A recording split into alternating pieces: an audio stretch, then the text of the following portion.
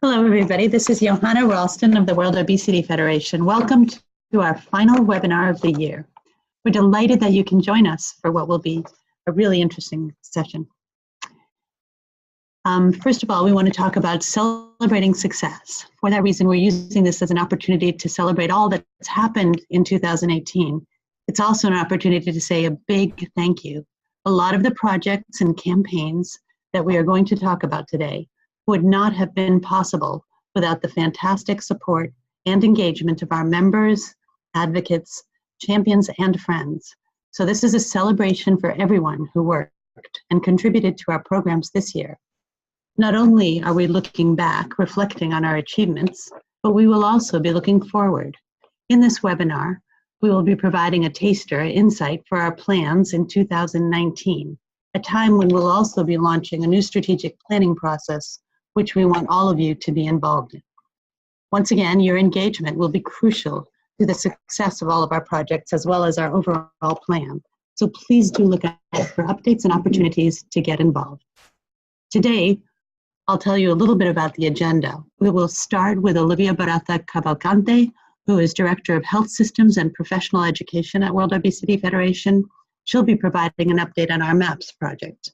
We'll then hear from our Head of Policy, Johanna, who will tell about our policy and advocacy campaigns, such as World Obesity Day, as well as our very successful work with the United Nations and the World Health Organization over the past year.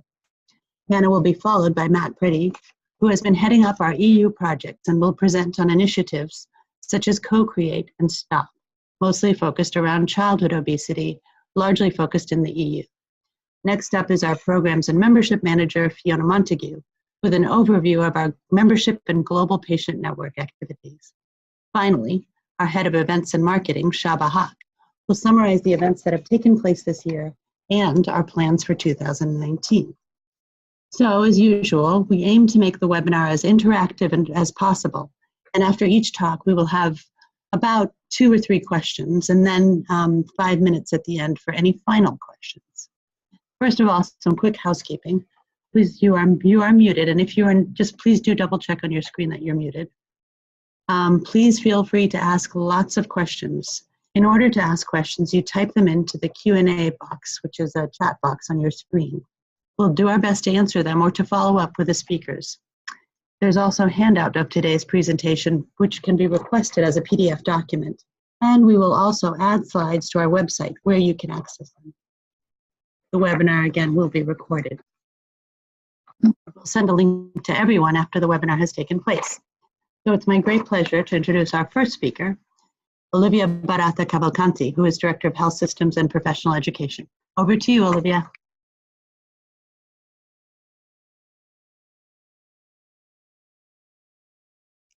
Good afternoon. Thank you for the introduction, Johanna. I'm going to be talking to you about some of our important projects this year. We'll first take a look at MAPS and how we gather health systems intelligence around the world. We will then look at the new Global Data Observatory and how it looks like in our new website, and we'll finish talking about our professional education program scope.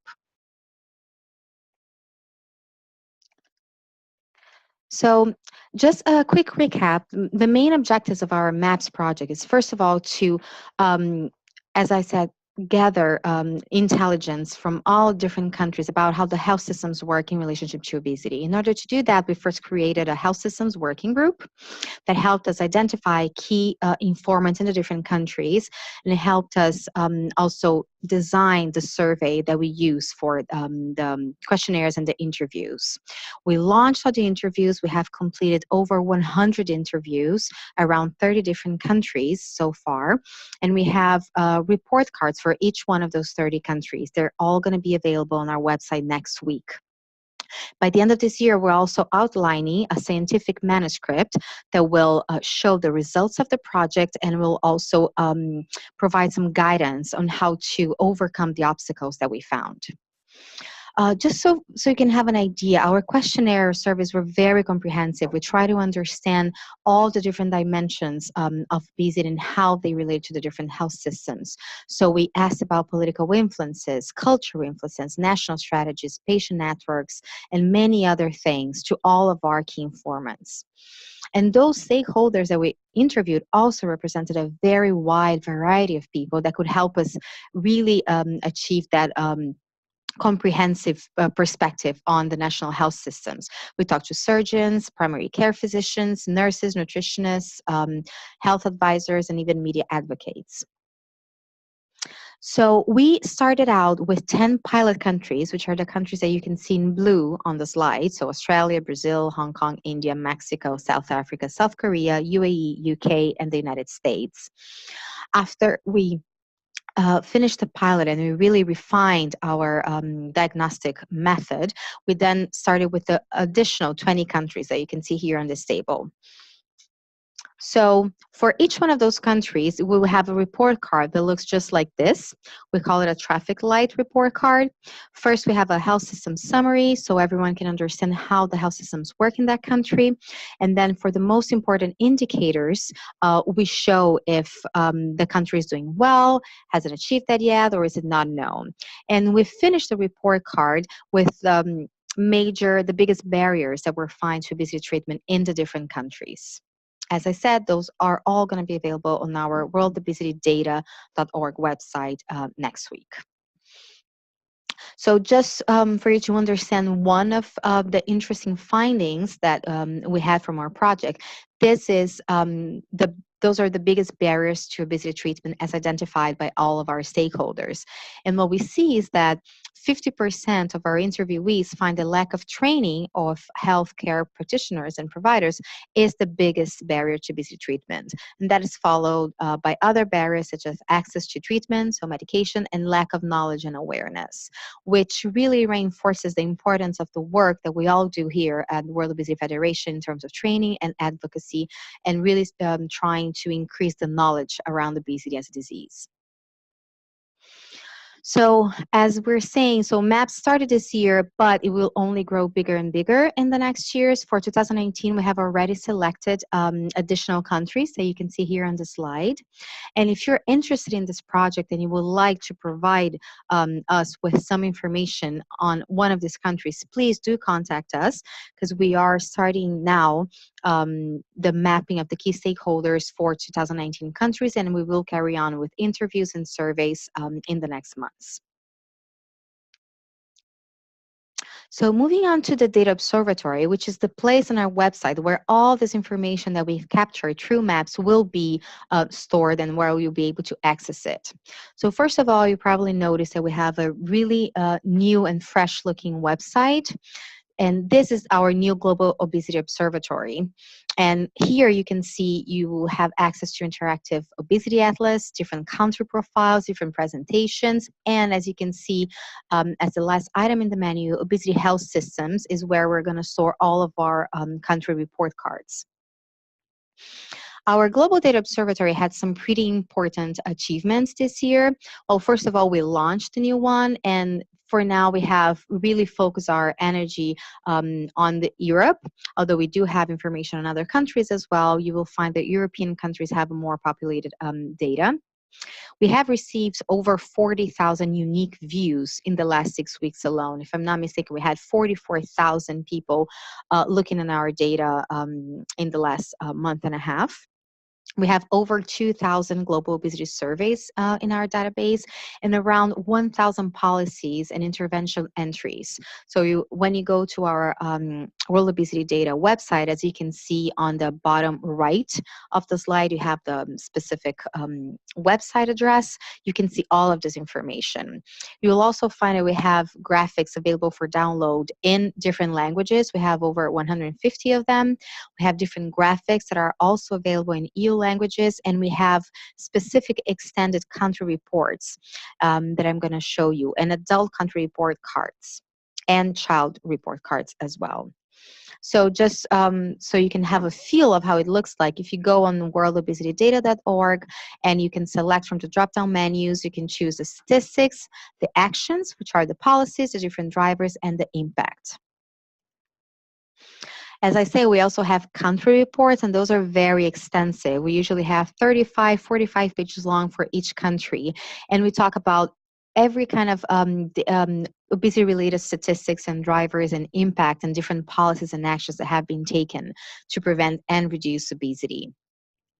And we are now also working on integrating the prevalence data and the statistics data that we have with the results of our health systems project. So we will have cards that look just like this one, where we have the traffic light system that I just showed, coupled with the prevalence in the country and the different categories for men and women, how they are affected by obesity prevalence and the different impact. And as you can see, this one is in German. They're all going to be translated in EU languages.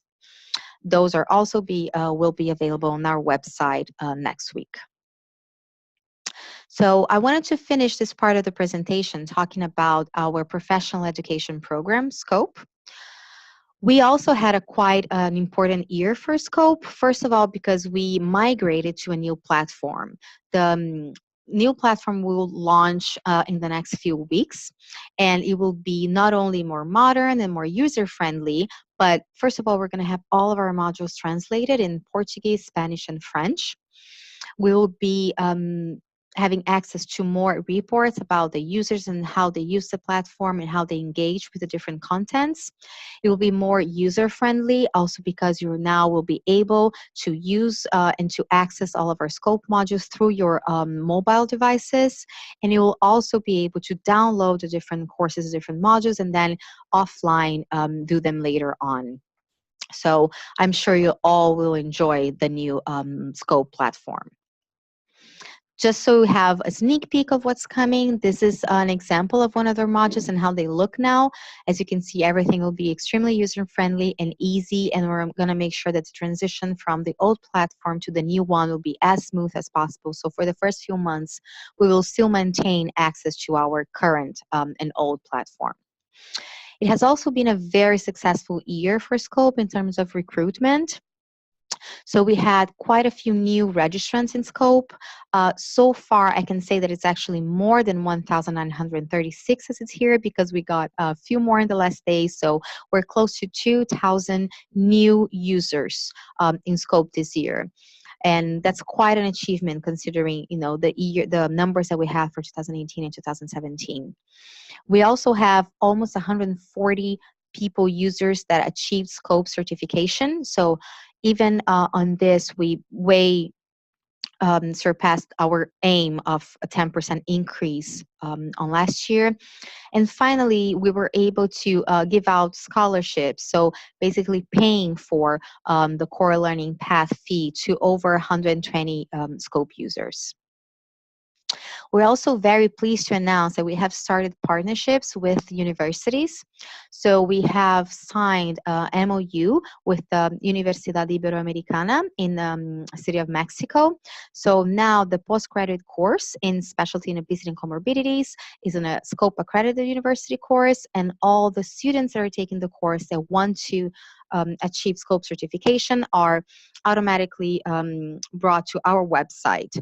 So this is the first of what we hope are going to be several partnerships to make sure that we can really disseminate high quality, rigorous professional education in obesity prevention and management in different countries, if the earlier possible. So at the medical school or university level.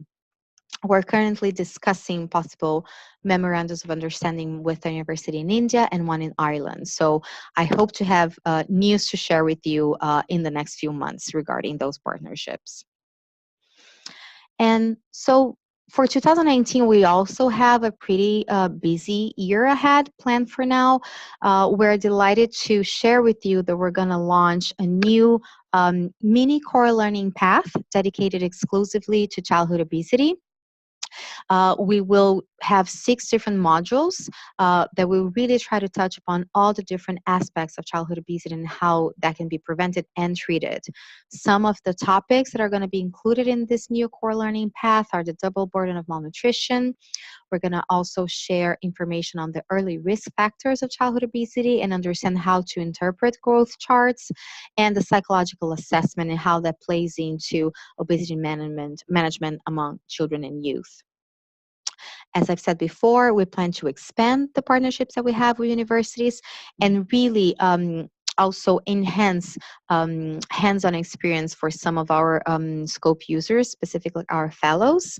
And I hope to be sharing some news about that with you soon as well. If you would like to be engaged, especially in scope, if you have ideas for possible partnerships with academic institutions, or if you have, for example, a group of physicians that want to be involved and take scope and be certified all together, we had a few of those this year. Please reach out to us. You can reach out directly to me. This is my email, okavalcanti@worldobesity.org, or to Alexander French, our professional education manager, and we will be happy to help you and see your idea moving forward. So thank you very much, and I'll pass it back to Johanna now. Thank you so much, Olivia. That was excellent. Really, really interesting. I just had a couple of questions came in. If somebody has another question, please feel free to go ahead and type it in the Zoom box. One question was the role of members and advocates, so those partners who are on this call, in implementing some of the recommendations. So you have recommendations that'll be coming out as a result of doing the MAP surveys. Again, the surveying of health systems. And so what's going to be, how do we work with members? What's the role of our member organizations in particular and our advocacy partners in implementing those recommendations? Thank you for the question. So as I said, we hope to have those recommendations and guidance by the end of next year. And one of the first steps that we're going to take is to go back to the different countries and share with them the different reports that we have, to receive feedback and to really give them the opportunity to discuss our findings and see if there's anything that we need to adjust. We will also be asking, our members and advocates to help us with the update of those report cards, and we hope that those will also serve as a tool for advocacy, because once you have the data, you have the power, so you can advocate for everything that's missing in your own health system, and we hope to provide you the data to do that. Great, thank you very much. And then just one other question was around the data on the observatory. Who uses these data in terms of, so you're saying there's 40,000 unique visitors in the past 6 weeks. How is this data being used? Where are we seeing it being used? So we have different kind of users that come to our website. Sometimes they're just researchers or people that just work in the field of obesity and are interested in understanding the trends. One very unique thing that we have compared to other sites is, first of all, we have data that goes back really decades, and also the difference from our data related to other data that you can find online is that our data it doesn't reflect estimates. Those are actual data that is collected. So anyone in the research area or in academic institutions understand the value of that, and that's what really drives people to our website. And also just out of curiosity, obesity is really kind of picking up as a topic of interest among different people, and we're seeing that, and we're seeing that people are interested in understanding the drivers, the impact, and just wanted to gain more knowledge around the subject. Excellent, thank you. That's really interesting. Okay, and now looking in terms of taking all that data and how it translates into policy and ultimately into advocacy, it's my great pleasure to introduce Hannah Brinston, who is our head of policy. And I understand she is going to try and fit in all that we have done in policy and advocacy in the last year in 10 minutes. Good luck with that, Hannah. I know what a busy year it's been. Thank you very much, Johanna. So I'm going to start by talking about World Obesity Day, giving a bit of an overview of what we did for that, and then talk about more specifically our policy and advocacy work. So World Obesity Day took place on the 11th of October, and this year we focused on weight stigma, which hopefully you all were aware of. Through this day, we wanted to highlight the complexity of weight stigma and the range of types and effects that this has on people who are living with obesity. A key priority of ours is to shift the blame away from individuals and recognise the complexity of obesity, a disease which requires management, treatment and prevention, and this cannot be left to individual responsibility. So we looked at this complexity as our key messaging for World Obesity Day. There were a number of different elements that made up our campaign this year. The first was some research which we did on the use of images in the media in over 20 countries around the world, and we scored these images based on the presence of positive and negative attributes. So things like headless bodies and stuff we would score negatively. And this research was published as an academic paper in our own journal, Clinical Obesity, and was also translated into a report for the media, along with some country-specific graphics for those 20 countries that we looked at.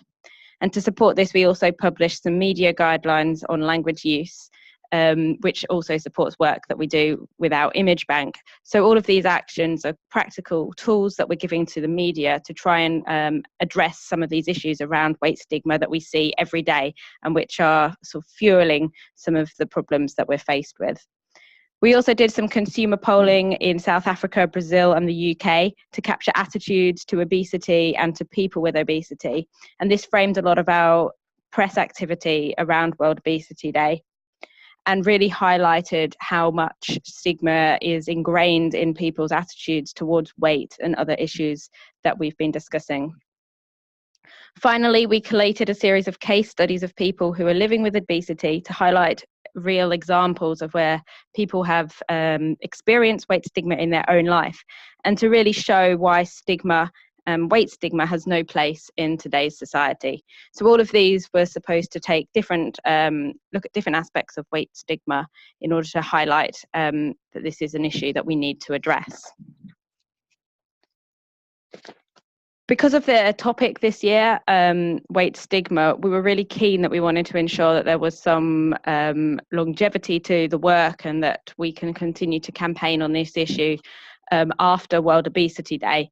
And as such, we launched a new Twitter handle, End Weight Stigma, which we are using to build momentum on the issue of weight stigma and to continue to call out examples of weight stigma, particularly in the media. So we've been using this as a channel to highlight where images and language has been inappropriate and stigmatizing. And we've had a number of key wins where key outlets have changed their images following some of our campaigns. So it's really good to see some progress being made.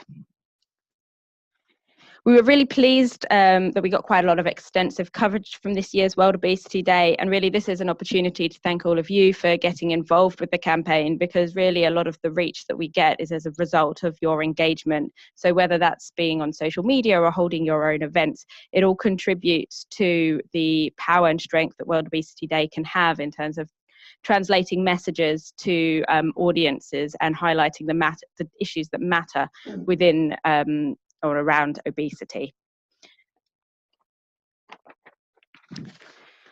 So on World Obesity Day, just to end, looking forward to the future of World Obesity Day. So we are likely to do something to mark World Obesity Day in 2019. However, more importantly, we are looking to announce a new partnership with a number of our big member organisations where we're working towards a unified World Obesity Day, hopefully commencing in 2020. So more information will come out about this in the first quarter of next year. So do look out for information about our plans, but we're very excited about this opportunity to work collaboratively together and to develop some core strong messages that we can all take forward together as part of World Obesity Day.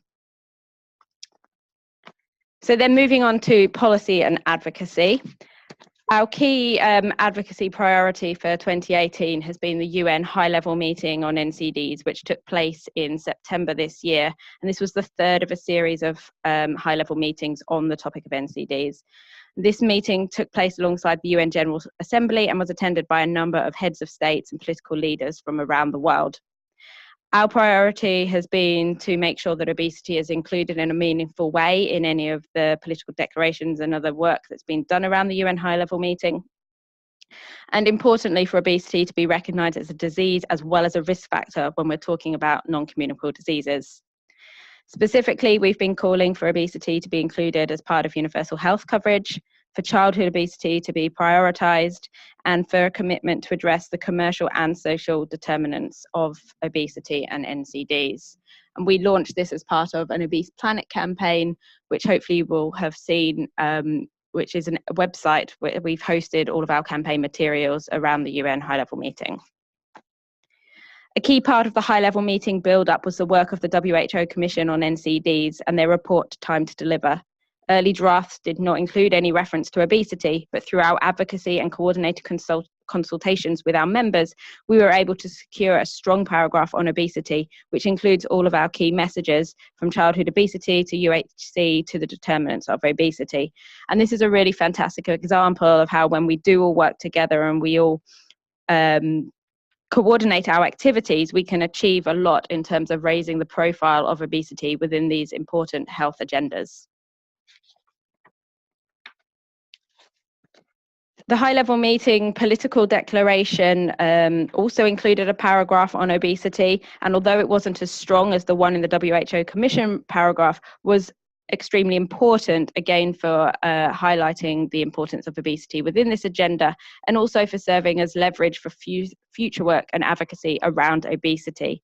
And that paragraph, just to read it to you, said that it made governments committed to implement cost-effective and evidence-based interventions to halt overweight and obesity, in particular childhood obesity, taking into account WHO recommendations and national priorities. So as I say, having something like this in paper is really important for us, for holding governments to account for their future commitments to obesity. And overall, the political declaration had a number of strengths, but was weak on a number of issues such as accountability, defining appropriate private sector engagement, and engaging people living with NCDs. So these are issues that will remain part of our advocacy efforts moving forward. Another part of our work this year has been focused around the issue of the obesity narrative and trying to shift this away from the blame and lack of understanding around the complexity of obesity that we see every day. And we've held a number of roundtable meetings, including in the UAE, Mexico and UK, as well as side events at the WHO and UN high-level meeting, where we brought together key stakeholders to discuss what the priorities are for obesity, what the challenges are, and where we need to go in the future. And as a result of these, as well as our wider work around the obesity narrative, we published a comment in the Lancet towards the end of the year in October, which brought together some of the issues that had been discussed in these roundtables. And we made a series of recommendations about where we need to shift the narrative around obesity and the story around obesity to. And the key recommendations that we made were that sectors need to work together if we're to address obesity. We need to shift the blame away from individuals and have more understanding of the responsibility of societies and environments and governments and health systems to address obesity. We need to prioritise childhood obesity, taking a rights-based approach and also a life course approach. And we need to recognise obesity as a disease within health systems. So all of this is extremely important if we are to address obesity, meet the targets set by the WHO and UN, and also to meet the SDGs, which we know won't be possible if we don't address obesity and if we don't take responsibility as a society and continue to blame individuals for their obesity. Childhood obesity has always been quite a high priority for World Obesity, and at the UN high-level meeting we launched a briefing with the WHO focused on childhood obesity, where we tracked progress against some of the key recommendations made in their Ending Childhood Obesity work. Our brief highlighted that countries are off track to meeting their targets, and that while there are some good policy examples out there, progress overall has been too slow. We recommended that there is more investment in environments, that child obesity is included as part of universal health coverage, and that we need more efforts and strengthened monitoring frameworks on childhood obesity and the relevant policies. And we hope to publish a more detailed report drilling down into each of the different areas covered in the WHO recommendations in 2019.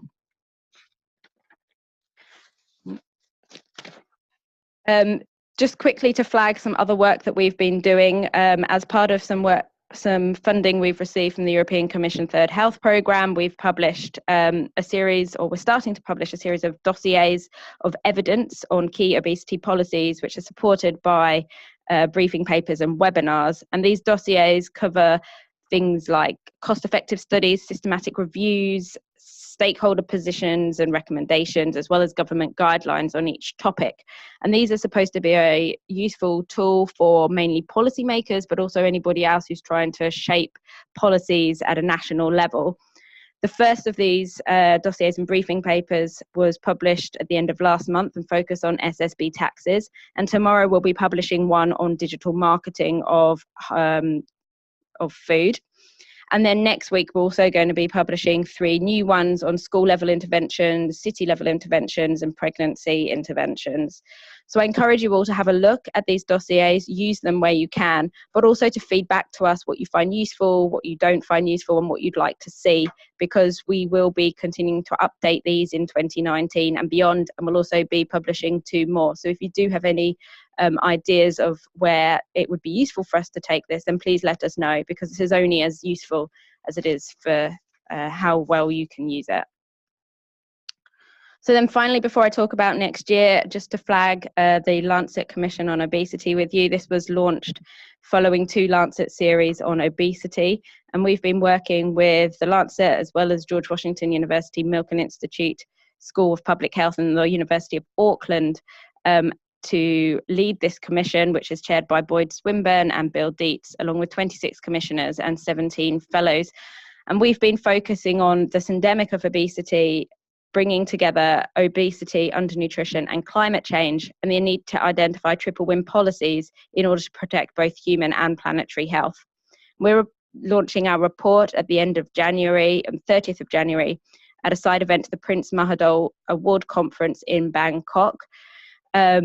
If any of you are local to Bangkok or attending that conference, then please do join us at our side event. I don't know if that link works for you, but we can share registration details with you if you're interested to come. And if you can't come, do look out for the publication of that report and associated briefing papers and other materials.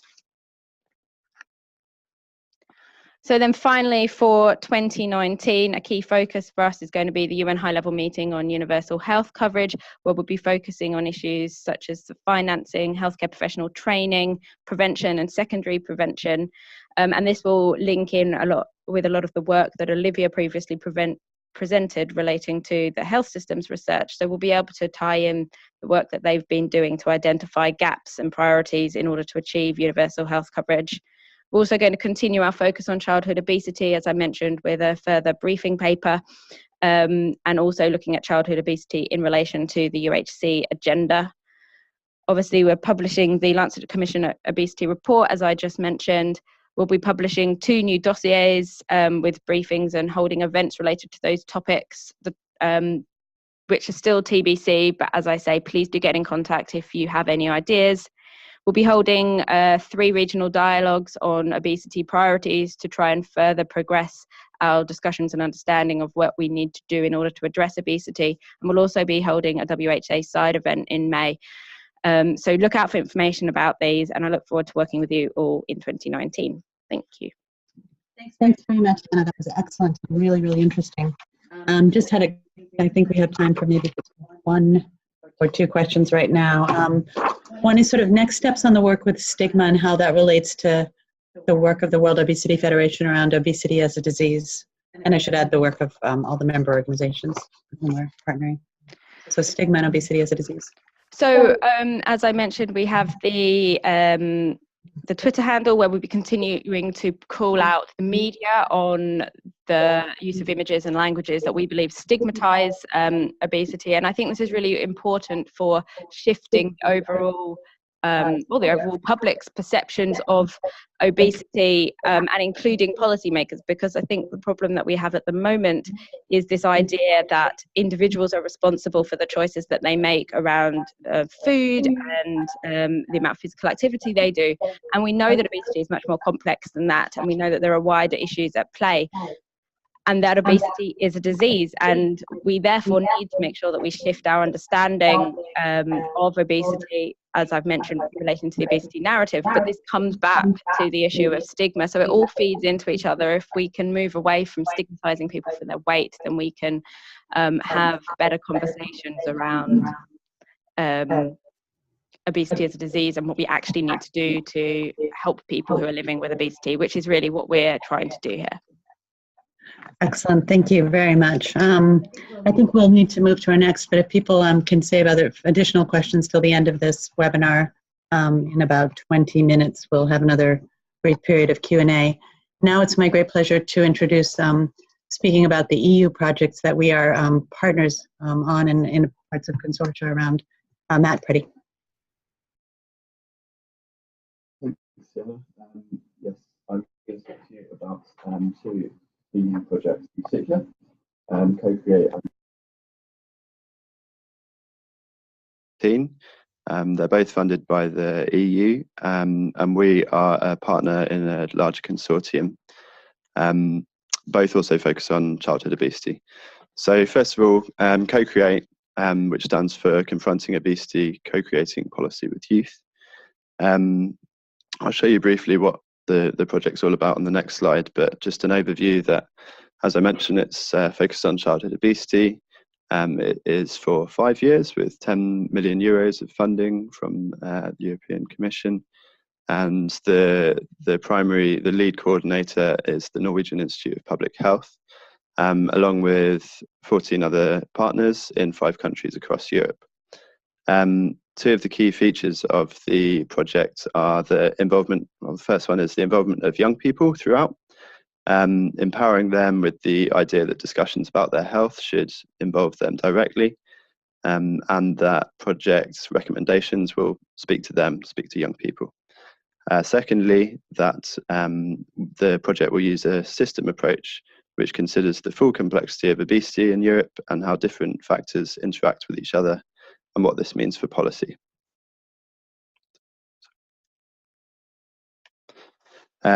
So this is just a kind of flow diagram which shows a bit about what the actual project is. So if you look from left to right, on the left, the initial part of the project is essentially looking at policy scans around obesity policies and physical activity policies, systematic reviews and literature reviews, and then us creating our own system maps for obesity in the target countries. And then moving on, we take these 3 types of evidence into what we're calling youth alliances, groups of young people who are brought together in each country for an exchange of knowledge between them and the experts who we have on the consortium.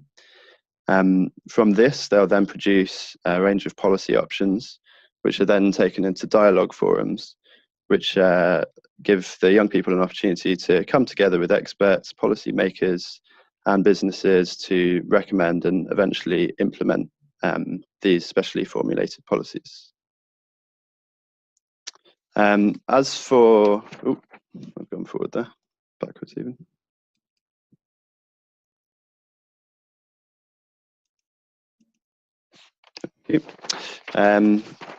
As for Wild Obesity's involvement, we're essentially leading on the dissemination of project findings.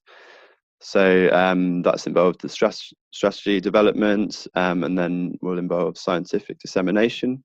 I'll point you towards the project website, co-create.eu, and to our Twitter, also to our newsletters, and you can sign up on the Co-Create website there.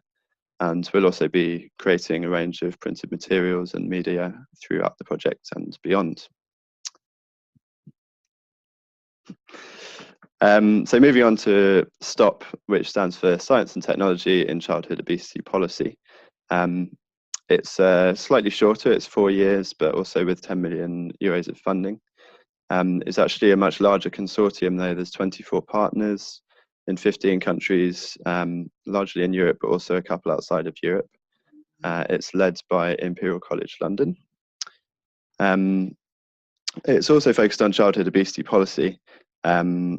It brings together a range of key health and food sector actors to generate evidence on the factors which lead to childhood obesity. and of the policy options available to address the problem. Evidence gathered will be translated into, firstly, a comprehensive set of indicators and a measurement framework for the monitoring of childhood obesity in Europe. Secondly, policy toolkits providing guidance and tools for the design and implementation of policies. And thirdly, an evidence-based multi-stakeholder platform to enable a shared understanding of problems and solutions by key actors. And as for World Obesity's role in this, again, we're coordinating and leading on the dissemination. So we've got the same points here. We develop the strategy, we lead on the scientific dissemination, and again, I'll point you in the direction of our project website, stopchildobesity.eu, and our Twitter and our newsletters, which you can sign up to on our website. In addition, though, I also just wanted to point out about a special youth website, which we will be creating as part of this and as also part of Co-Create projects. It will be a youth-facing website, which will include resources from both projects, as well as other educational resources and discussion spaces for young people. We hope to have the first version of this available hopefully in the second half of 2019, and we'll keep you all informed about that. And that's it from me. Matt, thank you so much. That was really helpful and interesting. I'm going to take the questions at the end so that we can make sure we reach all the key points, so that given that we are not running out of time, but we're just on schedule right now. But thanks very much, and I know that there will be certainly questions about these really interesting projects. Now it's time for Fiona Montague, whom many of you know, as she is our heading up our membership work, among other things, and she's been your main point of contact for many activities. She'll be providing an overview of our membership and plans for a global patient network. Thanks. Hey, thank you, Johanna. So yes, I'm going to give you a short presentation on an update really on what's happening with our network of members, advocates and champions, and our global patient network. So, as many of you know, World Obesity is a federation of national associations, of which we now have 54 obesity societies and associations from around the world. In addition to our national associations, we also have our regional members, such as EASO and Asia-Oceania Association. And for those living in countries, for those people living in countries without a national association, there's the ability to join us as individual members. So this year we're really pleased to welcome lots of new sort of individual members, and we're really pleased also to welcome 3 new associations. It's the Nigerian Obesity Association. You can see them pictured, our lovely friends in Nigeria there. We have Mexican Obesity Society and the Azerbaijan Academy of Nutrition, Dietetics and Obesity Prevention. That's Senvij, the president, and Emil there, the vice chairman. So next year we're going to continue working hard really to support the development of new societies and networks around the world, particularly in those regions which are underrepresented at the moment. So here's just a list. I won't go through all of these, but this is a list of sort of our benefits. And each year, so we aim to kind of increase and improve on our benefits. So, for example, this year, one of the new benefits is the 20% off the Wiley publications. And for those people listening from national associations, please do remind your members that if they're a member of your association, then they're also a member of World Obesity. So that means they're automatically a member of us, and they're entitled to these benefits, particularly things like, the scope discounts. So do pass that on to them. In addition to these benefits, members obviously also get the opportunity to get involved with our sort of projects and campaigns, which you've heard about already today. And we will be looking for more members, as Johanna said, actually, to join our working groups and committees. So please look out for sort of a mailing in the coming weeks, and we'll give you further information about how you and your members can get involved. In addition, if we have members listening today, please do continue to update us on your contact details. We get a lot of queries, and if we we do try our best really to direct any national inquiries your way. So do keep us up to date on any changes. And secondly, keep sending us your news, what's happening in your country, what's going on in stories, so we can share with our network in our webinars and newsletters.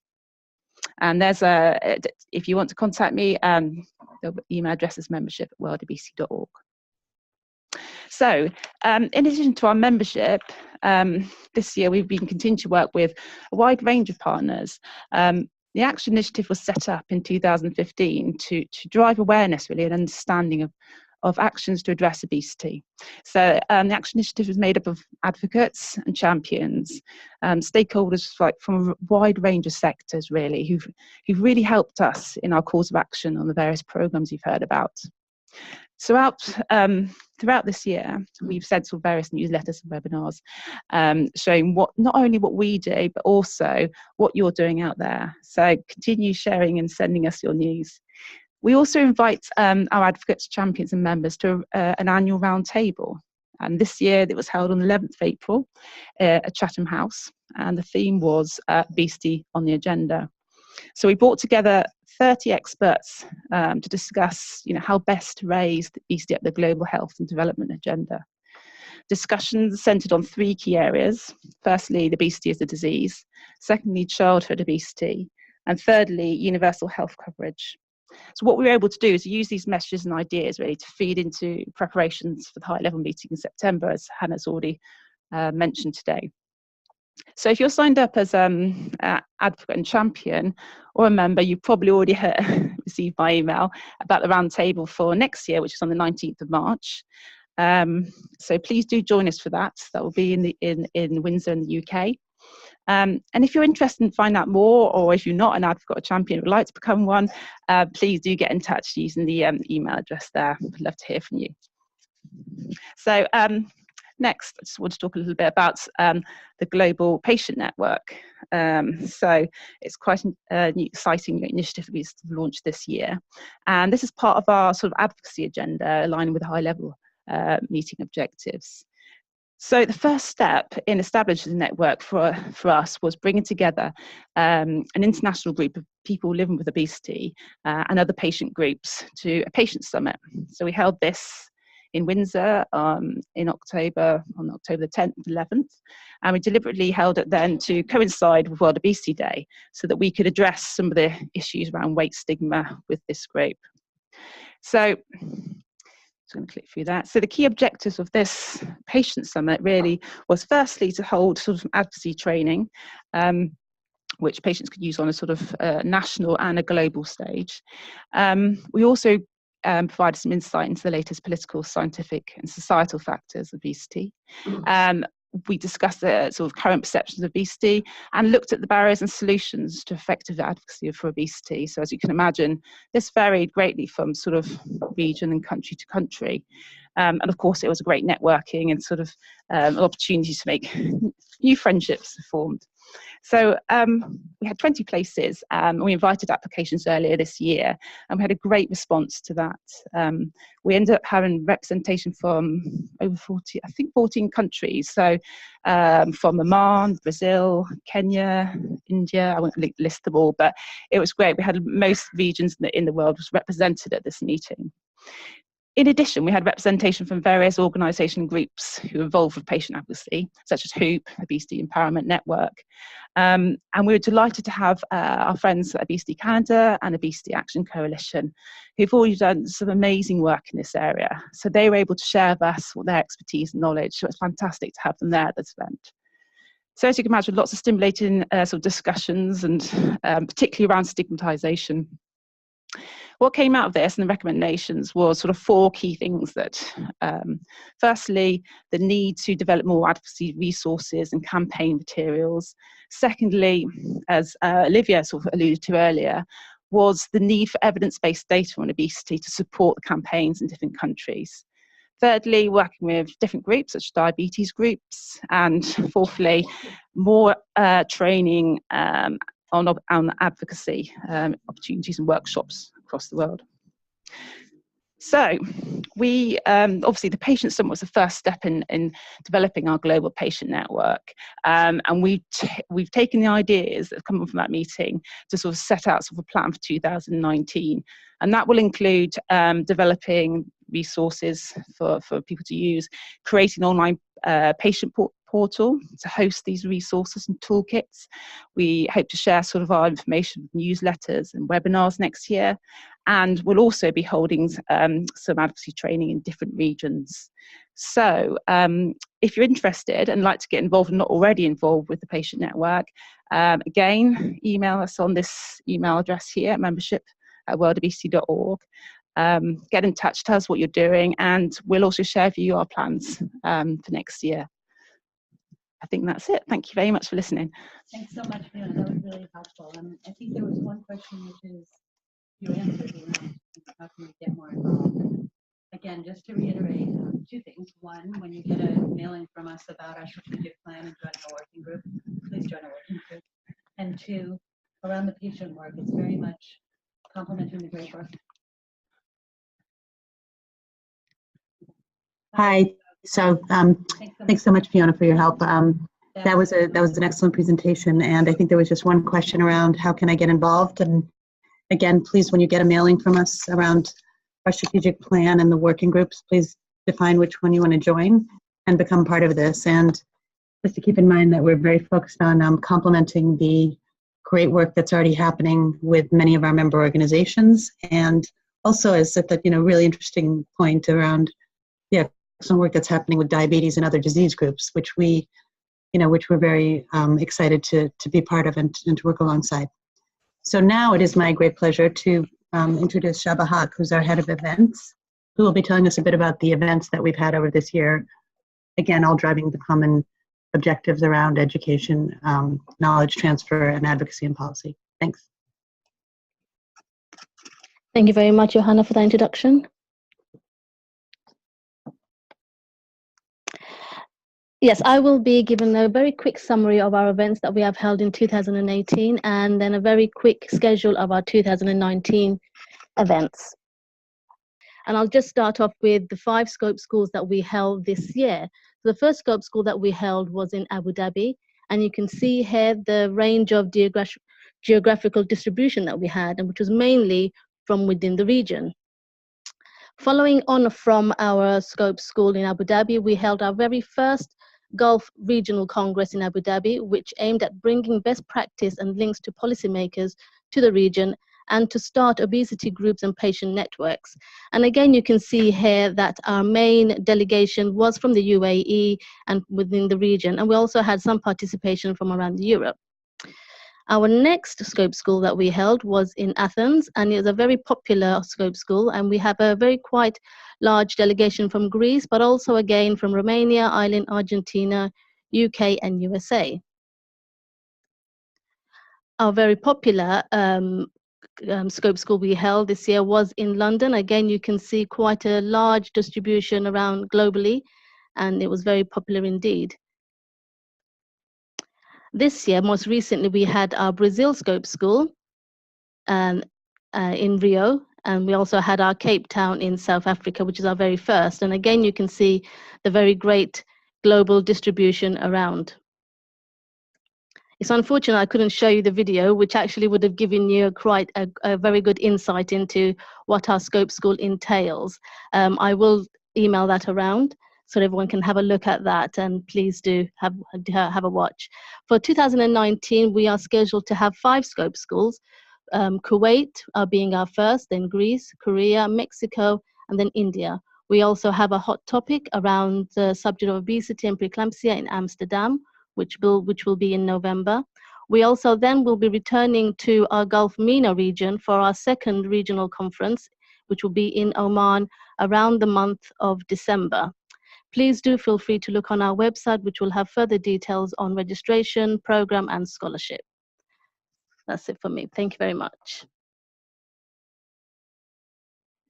Thanks so much, Shaba. That was really helpful and some great events there. It looks like a lot is going on in the Gulf region in particular, and that's both an opportunity to to partner with several of our members who've been invited there, and then to respond to requests that we've had over the years to be much more deeply engaged in the region, because there's clearly a mix of a high burden and great skilled partners on the ground, but a need for sort of a kind of coordinated movement around that as well.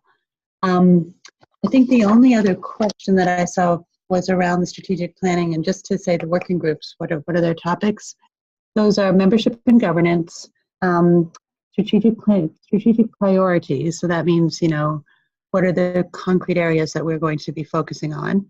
And then funding and events. And those are 3 areas. We'll also be having some other smaller working groups that'll emerge from that, and then doing a consultation around childhood obesity as well. So as you're interested in getting more involved, please keep in mind those areas, those are going to be what help us get through our strategic planning process and into a new plan for the next few years. I don't see any other questions now, but we are also just coincidentally just about out of time, so this is good timing. I just want to thank you all. Wish you all happy time of rest at the end of the year. I think everybody is really looking forward to is a real time of rest. And as you have more questions, feel free to contact any of us, or to contact us through the email address provided here on your screens. And again, thanks for all of your great work. That's what this is about. It's about the fantastic work that you do that helps us all to progress on our common mission of addressing obesity. Thanks very much, and Happy New Year.